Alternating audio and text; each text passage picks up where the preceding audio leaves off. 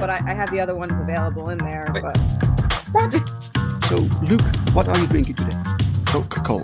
Morning on the way to the gym and set my ukulele on top of the car and then drove off down the road. It's going to be the bow after that. Thank you. All right. Thank you for that. Thank you. Look at that. Hojo! I learned my lesson from last time. What a welcome, thank you. I drink the most fruity drinks imaginable. It's laundry day. it's laundry day. So you always wear hats with laundry day? I'm here to do you a favor, Jen. I just say later. So how did you two meet? Well, there's these places in San Francisco. I think they're called bathhouses. Is that one of those things where everyone wants to focus on like the big events that happen, but day to day, what we're doing is we're on like Boulevard Drawstream smoking weed, making comics. It's chill. It's so much fun, and like Yes. Man, it's.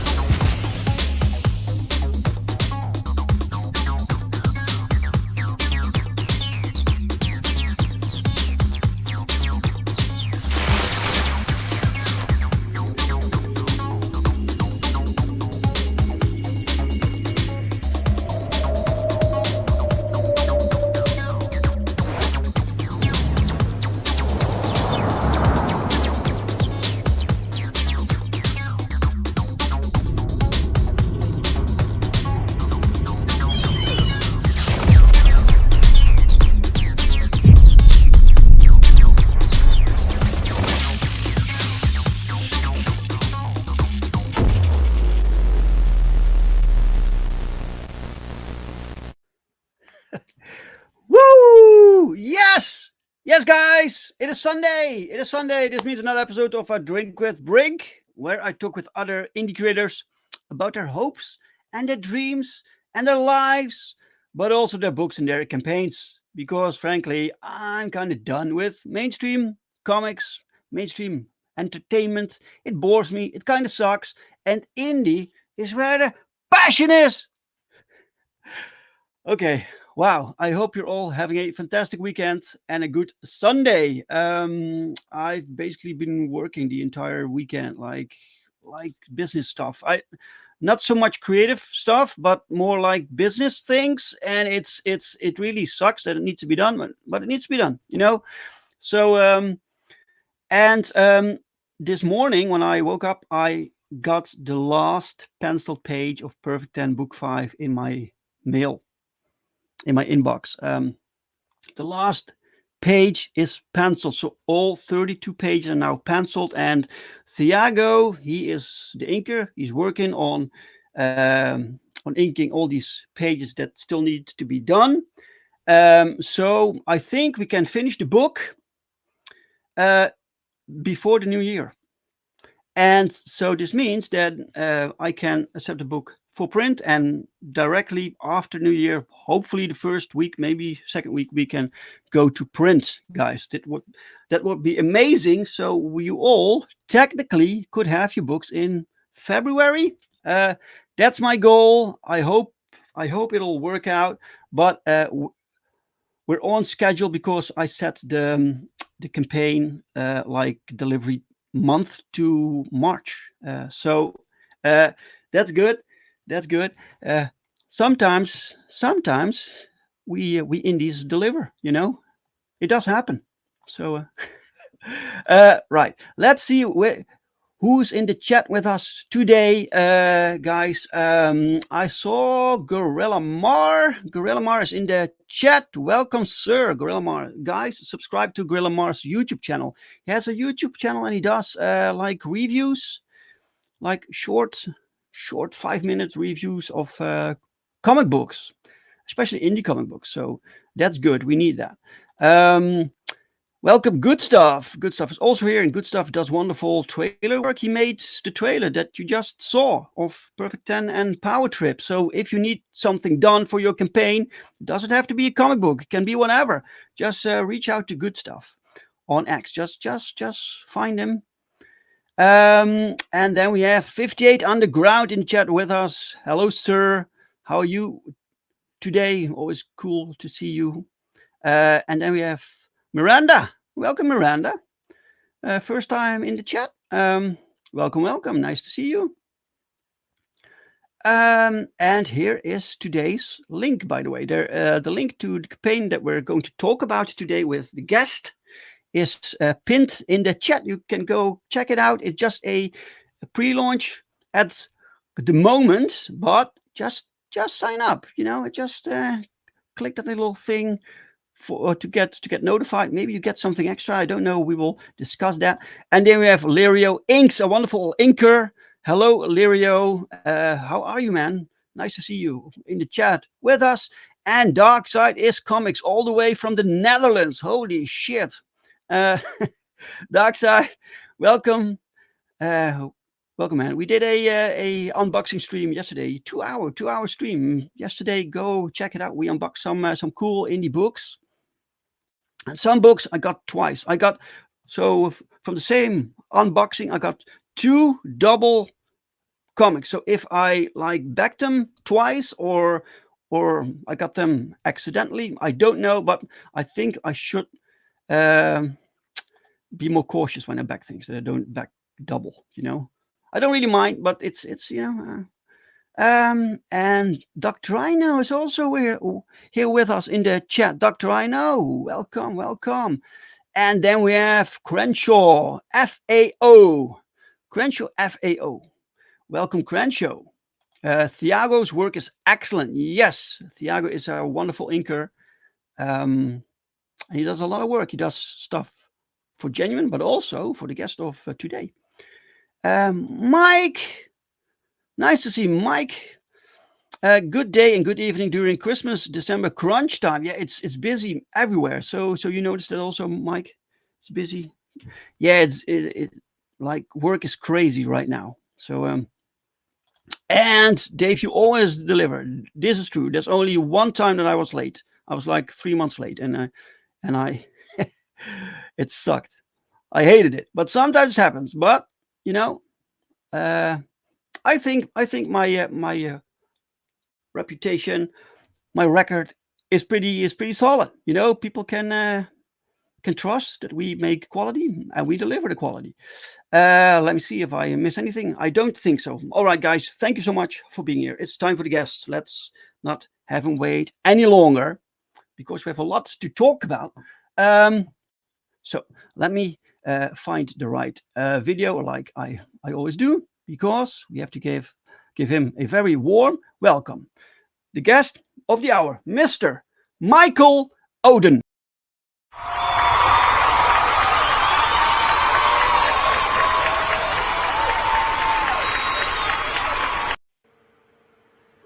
What up?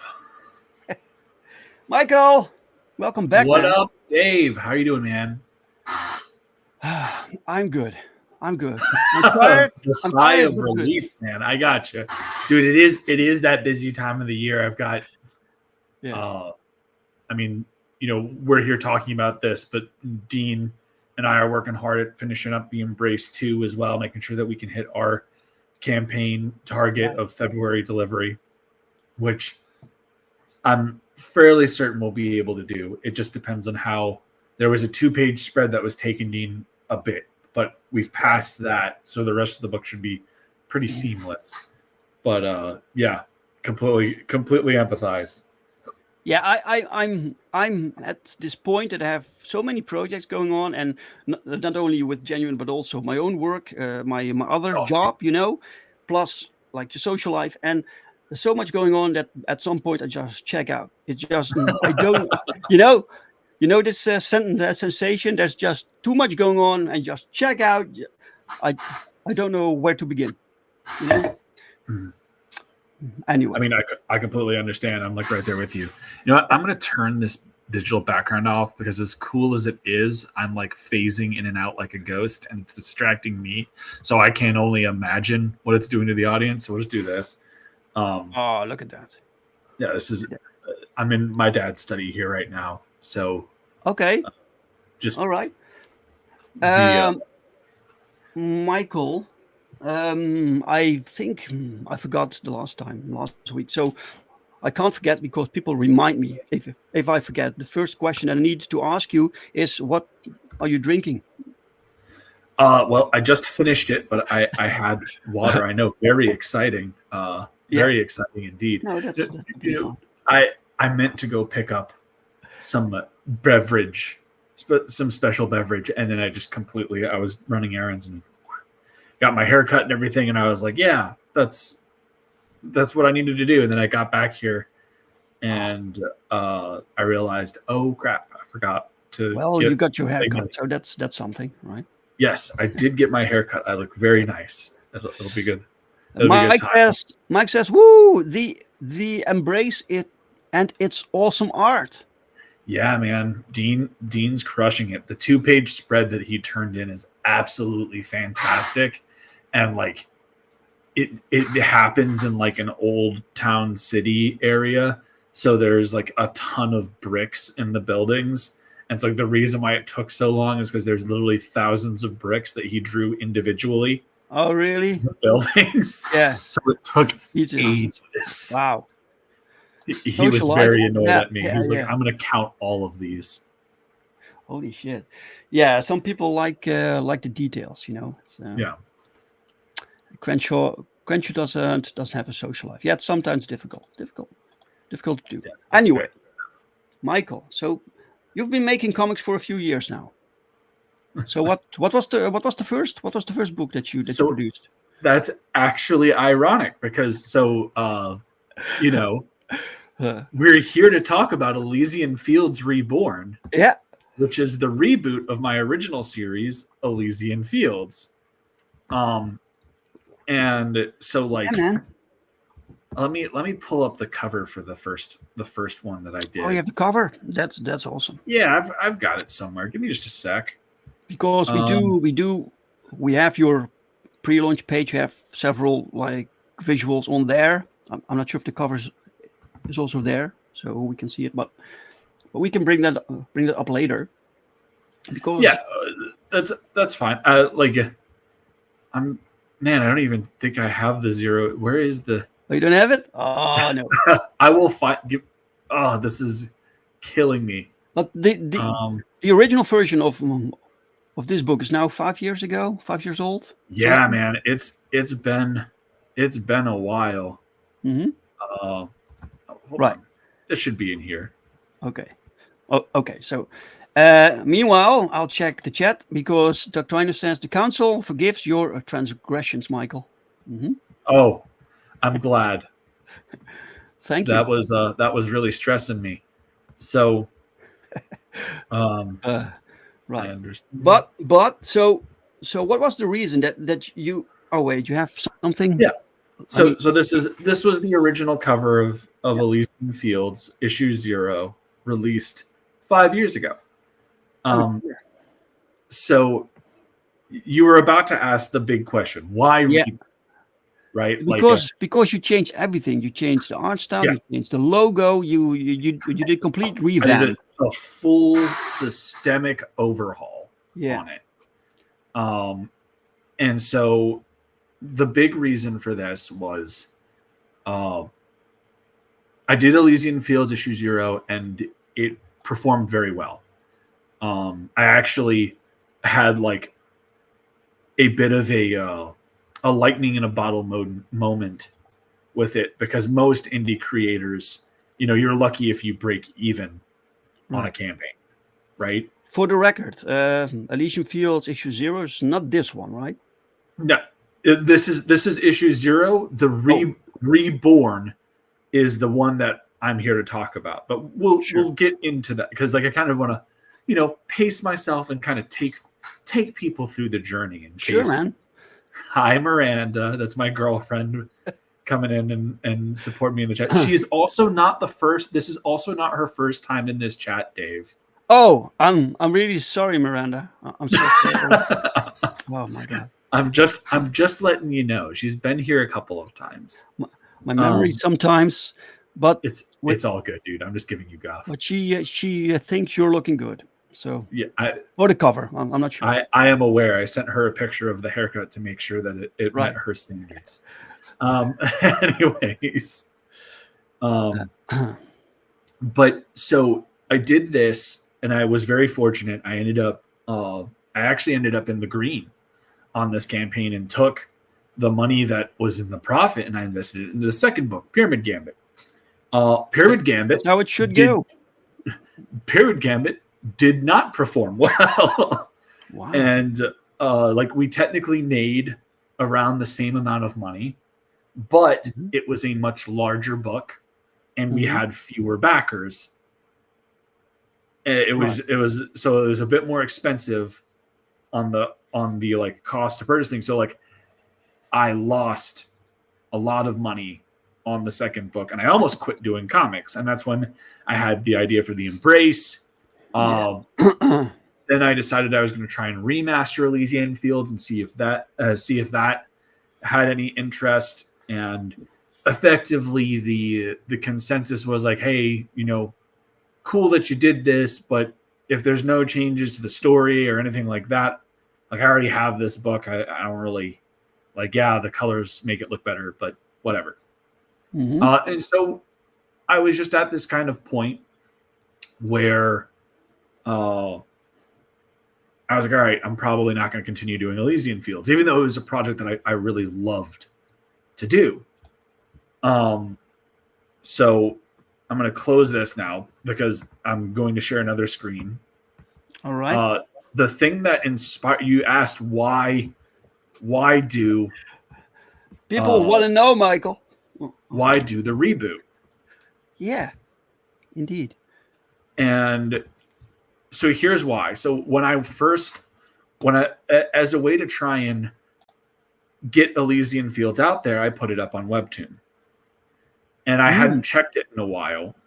Okay. And so we had 4,424 reads, 111 people subscribed to the series, with an average rating of 9.78 out of 10. Oh, that rating is solid, man. That's fantastic. And so clearly there's something here. But at the point that I went and I checked on this, I've been doing comics for like 3-4 years. I had the success of the Embrace, SPQR's Bizarre Adventure. And at the time, I was also finishing up Judex with Global Frequency. It was just a point in time where I was like, okay, well, maybe it is worth going back and revisiting. But I knew that if I was going to go back to Elysian Fields, I would want to breathe new life into it because I've learned so much. Right. And so the first thing I wanted to do was, there was a character that I had in the first book that I was really excited about, but I never really found an interesting angle to write them, which is the character Theseus. And when I had my first draft of the third book, Pages of the Dead, Theseus has this dream sequence where he goes back and reunites with his beloved Hippolyta, who was the queen of the Amazons from Greek mythology, and according to certain translations of Greek mythology, ran off with Theseus, and this is the inciting incident that leads into the Amazomachia, which is the war of the Amazons between Athens and the Amazons that's depicted on the ceiling of the Parthenon.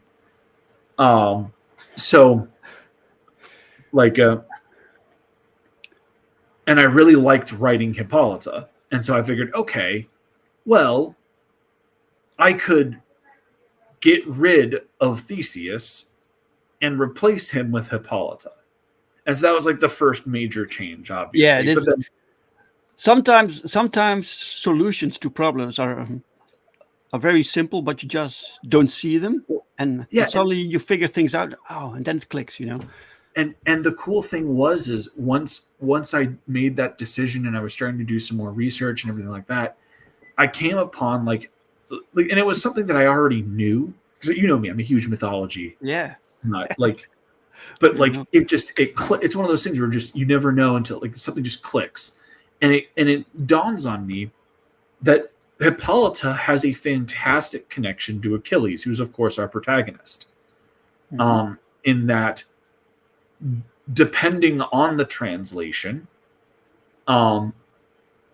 Hippolyta is killed by her sister Penthesilea. And according to the Homeric tradition and everything like that, or I guess post-America, Penthesilea goes to Troy, and she's killed by Achilles, who falls in love with her after killing her. And so they have this really cool, like they have a much more connected dynamic. And then you have Heracles is also connected to both of these two characters as well. Heracles was a member of the Argonauts, as was Achilles' father Peleus. And then Heracles had to steal the girdle of Hippolyta as one of his labors. So all three of these characters are just connected. Right. So, Dr. Rhino says, can you give us more details about the origins of why you made your first comic? Yeah, there are people who don't know. So, well, as Dave knows, when I was getting started, I was actually doing industry journalism. And at the time that I was around the time I was getting started, I had been getting a lot of requests to do my own books, but I was also being put on effectively, I can't really say like the indie beat, but like my editor was sending me a bunch of indie books to do reviews for, which is how I met Dave. Actually, I did a review of Perfect 10 issue 1 for Up Your Geek.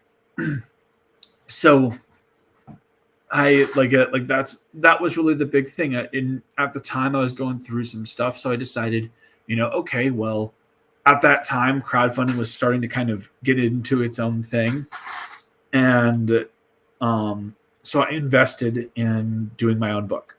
I had been kind of toying with the script for a while, and I got a draft that I was reasonably comfortable with. And so that's how I got into making my own books. So I started off with Elysian Fields, and then I did The Embrace, which did very well. And SPQR did way better than it had any right doing.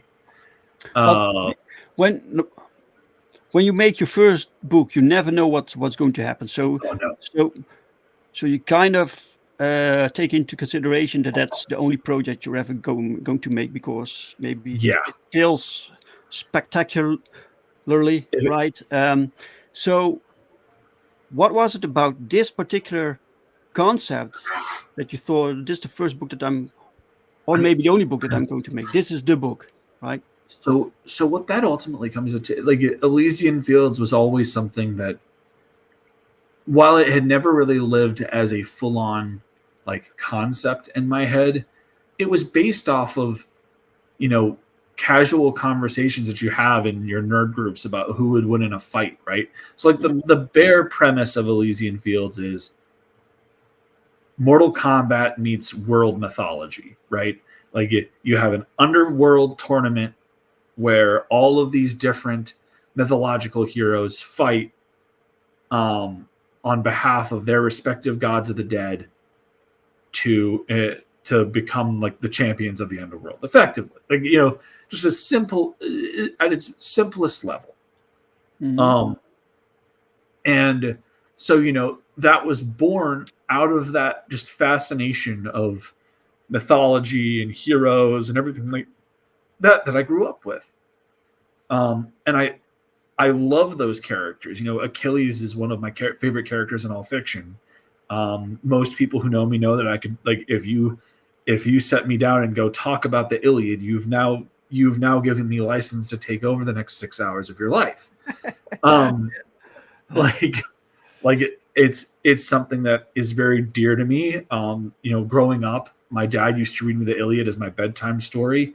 As I got older, I read both the Iliad and the Odyssey as an almost annual tradition. You got I've read this fascination from your dad. Yeah. Mm. History and mythology. Those are the things that we really bonded over. And so I have always loved these stories, and Achilles is a character that I've always been fascinated with, and I've always wanted to write, and I wanted to portray how I feel he is authentically, right? And that's really where Elysian Fields came out of. And so, we've talked about its first steps, but let's take a look. If you want, we can pull up the pre-launch page so people can see the metamorphosis that's undergone. I know that we've got as the background banner that beautiful V. Ken Marion cover that we got. But there we go. Pow! Look at this. Look at this. This is Elysian Fields Reborn. And ironically, the idea, I wanted to go with this kind of Joe Madureira style aesthetic, kind of a blend between anime and Western comics. And I got the idea because at the time I was playing Darksiders 3, and I was like, you know what? If I were to reboot Elysian Fields and I were to kind of lean into this kind of aesthetic, this very stylized aesthetic, it would work. It would really grab people. And that's when I started hunting, and I found Will Juarez, Tiago Gomez, and Ruvian. They had I'm blanking on what the book is called, but they were on this Kickstarter that it blew me away that this thing didn't fund. You saw the art in it and you were like, oh my God, it's gorgeous. But that's the unfortunate reality of this, is that, as you just said, you never know. When you're going into one of these projects, you never know how it's going to do. No. You hope for the best, but so can I say hi to Travis Perrick for a moment? Welcome, Travis. He says, Elysian Fields, we are storming the heavens. Elysian Fields, we raise the swords and shields. Elysian Fields, we ascend to our destiny. Elysian Fields, to Elysian Fields, Megadeth. Yeah. Yes. All right. For those of you who are unaware, the Elysian Fields is the part of the underworld where heroes are supposed to go in the Greek mythological tradition. And it's their version of heaven, effectively. It can be very nerve-wracking dealing with a comic and not knowing if it'll be successful. I think that there are certain things that you can do to make sure. You can't even say make sure. There are things you can do to give you better odds, right? Promotion is a big thing, and so who you're able to bring on for variant covers and such can help, because they can then promote that to their audiences and this, that, the other. But it is very much you're doing a flip of a coin. Yeah. Even when your book is fantastic, there's no guarantee, Yeah. Yeah. It's a very difficult thing to do. It's about, going out there and networking. It's about going out there and it's tough. And, when Dave and I got started doing I guess he was doing it for a couple of years before I was. Mm-hmm. But when the crowdfund boom happened during the beginning of the pandemic and everything, everybody was kind of relying on these internet shows, and it became that was obviously you had to go out there and do that. Now with the world kind of opened back up, you've got to be you can't just be doing the shows. You got to be going out and making appearances at stores, talking to your local stores, maybe even seeing if you can't go to some conventions. I'm planning on doing 3 or 4 conventions next year. I'm going to make sure that they're all local, that I can drive to and facilitate fairly easily on my own. but like that's my goal, is that I want to be able to do that. Yeah, same here. I want to do more conventions next year. I want to go to Belgium also, abroad. So I don't live that far from the Belgian border, and the comic market there is very strong. So I want to try and get a foot there. That's the home of the bande dessinée, isn't it? Mm-hmm. Yeah. Dr. Reiner says, when life gives you lemons, make lemon flavored foods. Anyway, Yeah. this art, great. So you found a new artistic team. Yes. It's on. You completely rewrote the story. So is it still comparable to the first book? 100%. I don't know if I would say, like, there are definitely aspects of I would say, so like the first part of the story is you see Achilles at his last battle. He dies, goes down to the underworld, and then gets brought to the tournament. And that was like the 0 issue that I did originally. Mm-hmm. In Elysian Fields Reborn issue 1, you see a lot of the bones from the first book. There are a lot of similarities, but things have been expanded upon. And then like the latter part of the book, you know, when he gets to the tournament, is completely new. Like, none of that stuff was in the first book. Mm-hmm. Once Achilles gets to the arena and you're seeing what's going on in the arena and what have you, all of that stuff is completely new. When you read, I would say, the first half of the book, you'll be in some familiar territory. There are definitely things that are expanded upon. I released a 12-page preview of Elysian Fields Reborn when we were doing the Embrace campaign that I'm going to be getting shipped out here very shortly. Right, because we've got all those books. By the way, the campaign is called Elysian Fields Reborn, but not the book. The book is just Elysian Fields, right?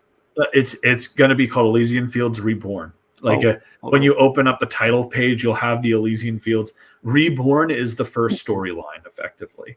All right. Okay. Is how I would go about selling. It's like the first 5 issues of this new Elysian Fields are Elysian Fields Reborn, and then the second storyline will be called something else. So Good Stuff made this awesome trailer. You got it yesterday or something? I mean, I got it. I got it at the beginning of the week, but I wanted to release it on a day where I knew that we'd get some top engagement, which is usually like, a Friday. So I released it Friday afternoon, 4 p.m. EST. All right. Well, I think we should take a look. I agree. Good Stuff did such a good job on this. It deserves to be experienced by all. All right, let's go.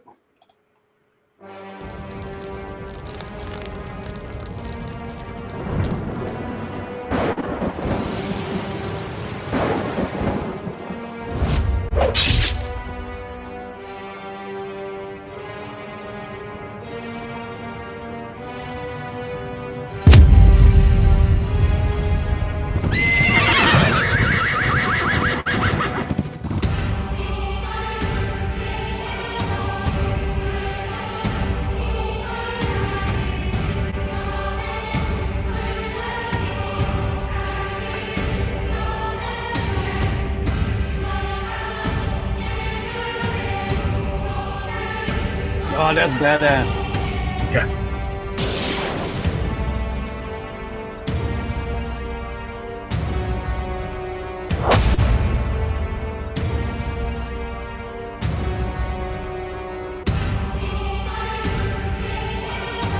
Oh, look at that rhino dude.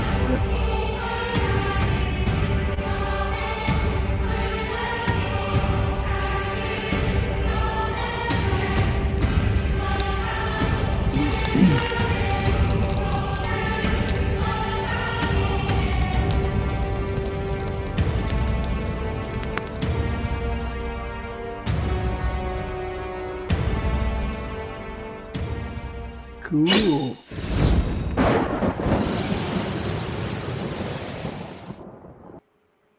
That is cool. Yeah. So yeah, and like towards the end of the trailer, you get to see them. As I said, they're in the arena, and Achilles walks in, and you've got Gilgamesh is fighting with Hippolyta, and then Heracles is in a wrestling match with Enkidu. It's So how are these? So these warriors they get together in this so arena. effectively Is one big brawl or is it one versus one? Effectively, the way it works is you have all these different gods of the dead from respective mythologies, right? Mm-hmm. So they put together a team of warriors from their cultural pool of heroes, right? So, like in this first encounter, you get to see, Team Hades, which is obviously representing the Greco-Roman pantheon, up against Team Nergal, which Nergal is the Sumerian god of the dead. And so Gilgamesh and Enkidu are there fighting on behalf of Nergal. And they have a third as well, but I don't want to say anything because it's a pretty cool reveal in the towards the end of this book. Right. Okay. This is cool art. Yeah. It's pretty brutal, but you need that. You can't really make this kid friendly. It's very difficult. No, like this is not a. I would say so. I would put this at 13 up, right? Because like the big thing with writing period characters is when you go and you read like Homer or the Viking Prose Edda or any of that stuff, these characters aren't vulgar. Like these people are supposed to be kind of, I don't want to say virtuous people, honorable, but like there is a code of honor with them, and you don't generally see them hurling obscenities at one another. Right. It's a way to kind of delineate their social status from the commoner, right? Who is this dude? This big. So that is King Memnon.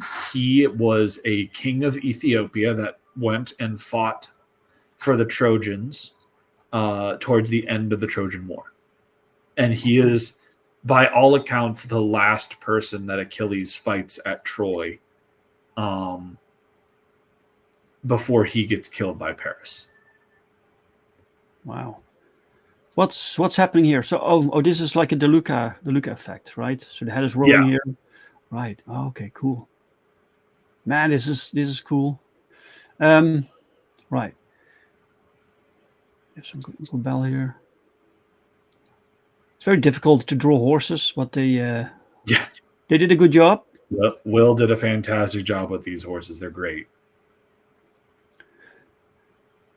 Wow. So are there any rules for this battle? I mean, or is it just free for all?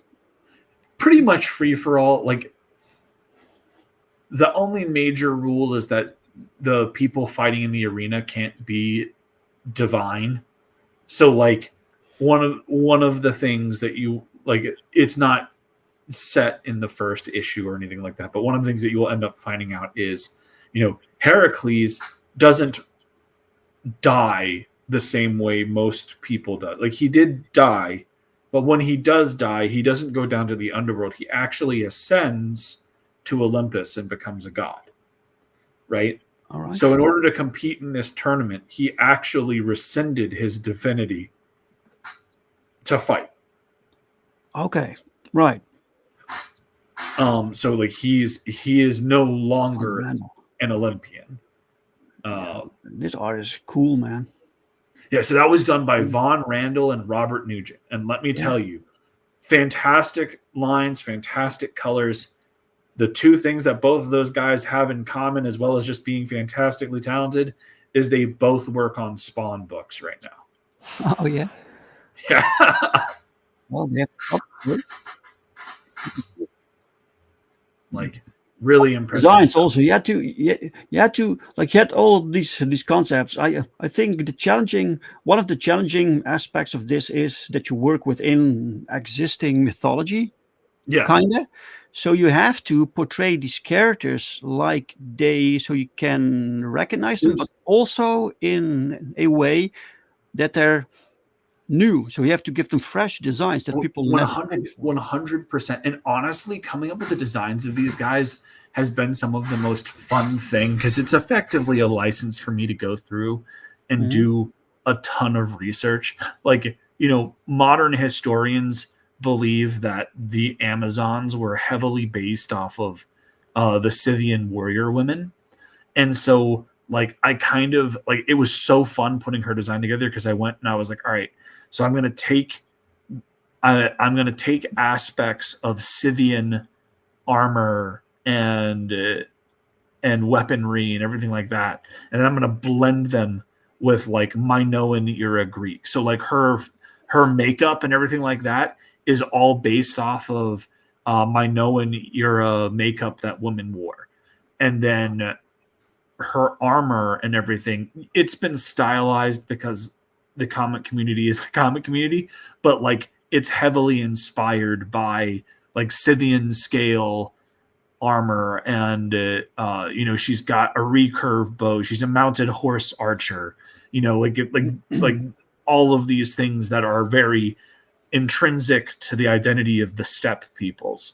So she's this very authentic blend that is new and different, and I really loved putting it together. It's actually really funny because DC recently launched Absolute Wonder Woman, and their like the Absolute Wonder Woman, that take of Diana looks very similar to my version of Hippolyta. And I've actually had you were talking about how there's not a lot of good stuff in the mainstream right now. Mm-hmm. Absolute Wonder Woman is one of those things that is actually very good, and might genuinely be my favorite take on Diana. And so it's like, it's a dream goal of mine to get the artist of that book to do a Hippolyta piece, and maybe even like have a crossover between Absolute Diana and Hippolyta. Like I would love to see it, just nothing official, of course, but just an art piece of those two kind of facing off or having an interaction. Some artists are just made for specific styles and genres, and really good. So did you yourself like do design work, or did you send your artists like a bunch of reference material that they could draw from? I generally put together references. Like, me, like I dabble with art for fun, and there are certain things where I was able to draw things out and what have you. But for the most part, like the way that I work is, I come from a military background. So there's the whole aspect of, everybody has their specific job. You stick to your lane. I'm writing the stories, and I want my art team to feel as committed to this project as I am.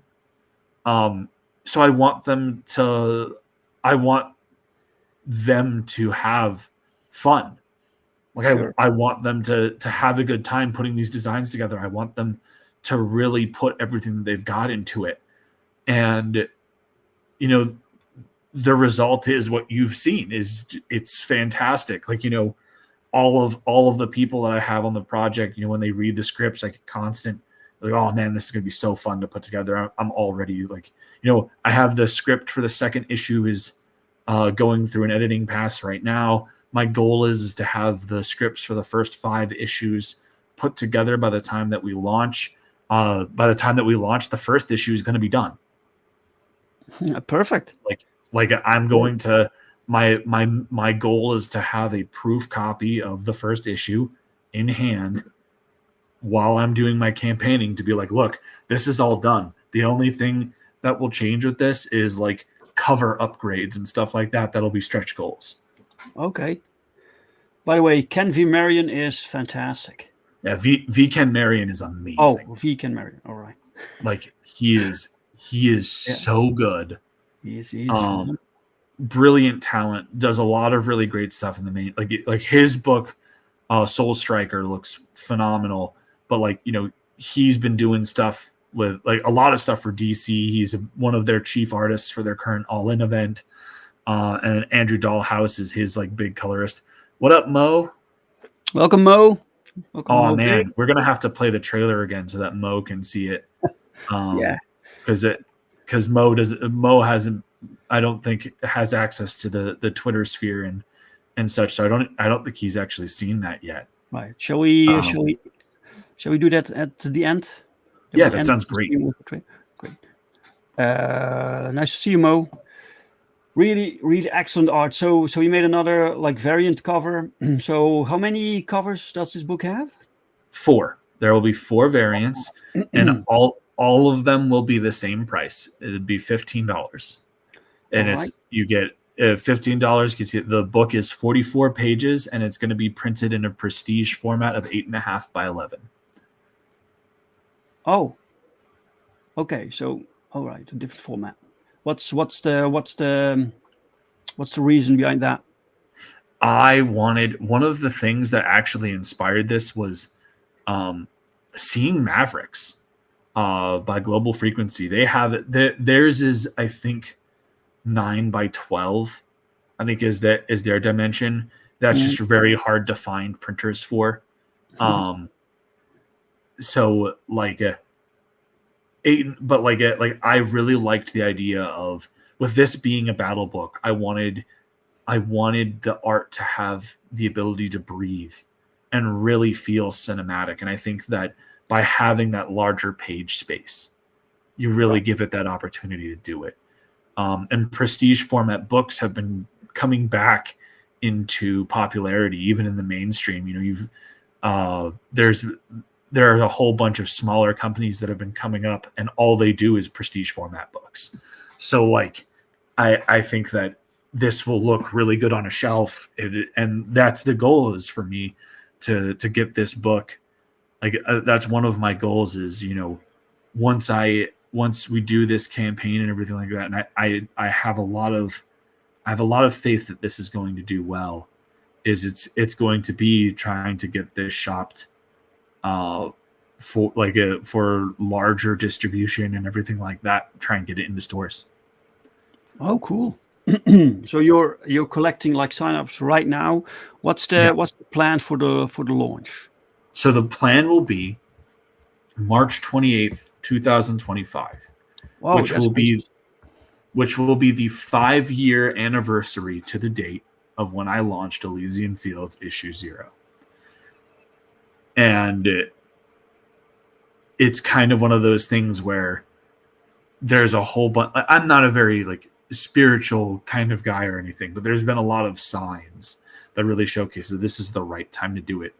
You know, you saw on there that I have a variant cover called the Hades cover, and that cover by Zachary Pimentuan, I think I'm pronouncing that correct, is done in the style of Supergiant Games, who do the Hades series.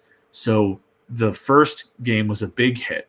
Second game is in early access right now, but the full platform release is on the 25th, 3 days prior.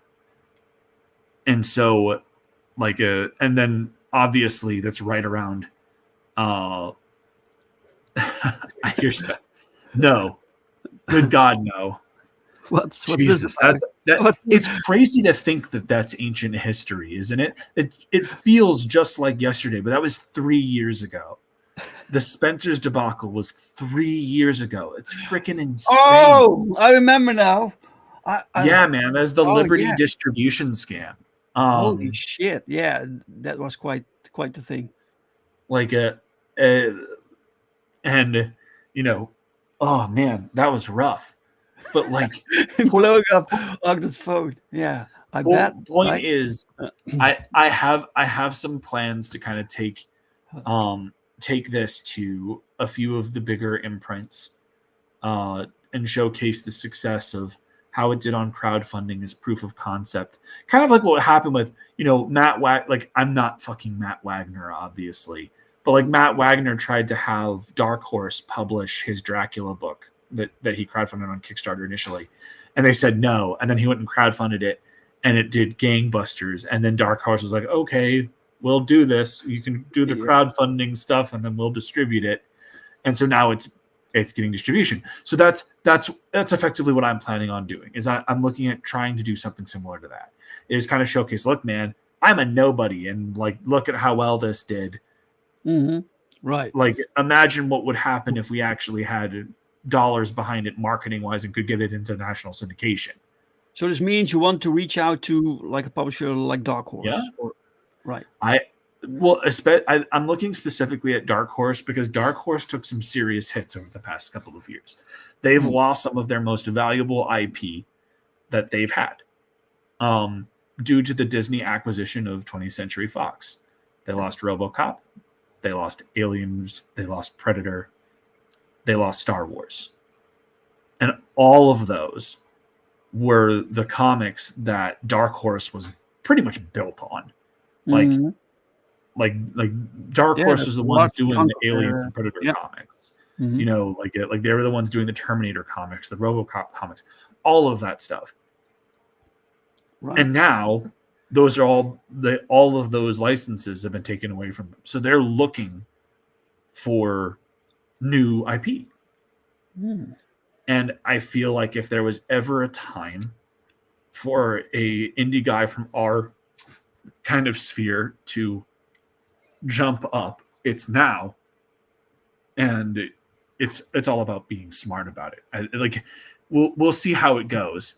And Crenshaw says, do I plan on pulling mythological characters from all across the globe? Yes. In fact, in this first issue, you see Achilles, Hippolyta, and Heracles fighting Gilgamesh and Enkidu. So at that, you've got characters from the from Greek mythology versus Sumerian, right? Which isn't like the biggest stretch, but then in book 3, you get to see Nordic heroes fighting Japanese heroes. And you also get introduced to Chinese heroes. And then you I have plans to include Britannic. Like everyone is fair game for this. Right. Yeah, man. It's a lot of material to pull from. Yeah. A few new people showed up. Corey Barton is here. Welcome, Corey. What's up, Corey? How you doing, man? Long time no see. Nice to see you, man. And he's going to be excited about Hippolyta. Apex Comics. Welcome, Apex. Corey's been yelling at me that I don't have enough attractive women in my books. Well, you're trying to like. That's why I said Corey's going to be very excited about Hippolyta because Johnny says, Dave, if you want a viral moment, tell Michael that Rome wasn't real. Johnny Cage, how you doing, man? Welcome, Johnny. Let me see if I missed anything. And Fembat is right now live on My Comic. Apex, come reach out to me and come talk about it on this show sometime. No, Mo, they will not be in black and white and printed from back to front. It's not a manga. I'm actually really excited about that. Whatever. So the Norse team that you see consists of Sigurd, Brunhild, and Beowulf. And I know that there'll be some people who, but Beowulf was translated from a British thing. It's like, yeah, but it's from the northern part of England that was settled by the Danes. I'm fairly certain that it's an Anglicanized rework of a Nordic story. Right. It's artist. And then if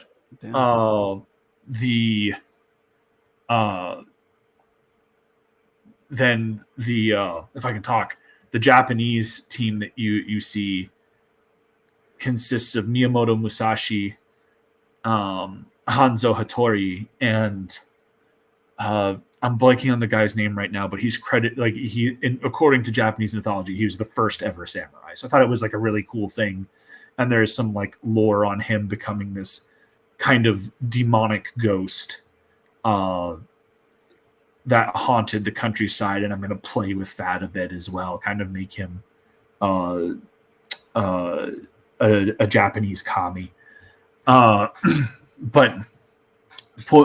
point is that they're fighting the Norse, and you get like I have scripted out this really cool sword fight between Sigurd and Miyamoto Musashi that I think really does both of them credit. Is there a like so that's book 3? So you have several books planned. Is there this overarching story? Do you have this is a story that I plan on doing like for a while. Like the Embrace is a 5 max 6 issue miniseries, right?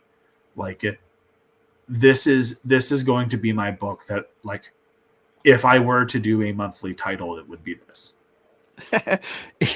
Is Musashi gotta be 3 hours late for the fight? No, but he does bring the wooden ore sword. Miyamoto Musashi is known to have 3 weapons. So he used this very unique twin sword technique that was specific to him. So he has like two main katanas, but then his most famous duel, he went up against the other greatest swordsman in Japan and intentionally showed up 3 hours late because he was carving the wooden oar of the boat he was on into a sword. And he kills the guy in one hit with this thing. And so like it is really, really cool to kind of go and like it's been so like this is the thing that I love about Elysian Fields. It's an excuse for me to go and do research into all these different cultural mythologies and really dive in to these heroes to build up their lore and try and sneak in Easter eggs and stuff like that into their fights. Yeah, but Johnny knew. Right. Excellent. What a cool concept. You can do a lot of things with this. You can also like go across multiple like this works perfectly well for a video game, for instance, right? So, yeah. Not like as I said, like the idea, like at its fundamental basicness, it's Mortal Kombat with heroes and mythology. It's here are heroic characters from all these different cultural mythologies. They're pit against each other in this underworld tournament. And yeah, like it's been very fun to write. Mo Big says, I don't care what Ogden says. My grandmother, Ubisoft Montreal, says the first samurai was a strong black woman. God damn it. Oh. Yeah. Never a change, man. Right. Welcome, Bill Jack. Welcome. Looking at the preview pages, I'm glad the cover art matches the interior art. Oh, 100%. That's a huge pet peeve of mine. You will never have that with one of my books. Like, I am never going to be that person that hoodwinks you with the most beautiful cover on the face of the planet, and then you open up the book and it's like, this looks like it was drawn by a high schooler. It's not bad, but it's like it's nowhere near the level of skill and what have you that's on the cover. No, it looks nice. Looks very dynamic art, colorful. Thank you for the question. And Crenshaw states that the logo would have fit very well on the Sega Genesis box. Oh man, could you imagine like a 2D side scroller Musou style fighting game with indie comics characters? Yeah, Dave, I'd be down. All right. We made it through the first hour. So I think we have to wrap it up. Is there anything else you want to close with before we show the trailer one last time that people need to know about this campaign? Yeah, as I said, we're launching March 28th. And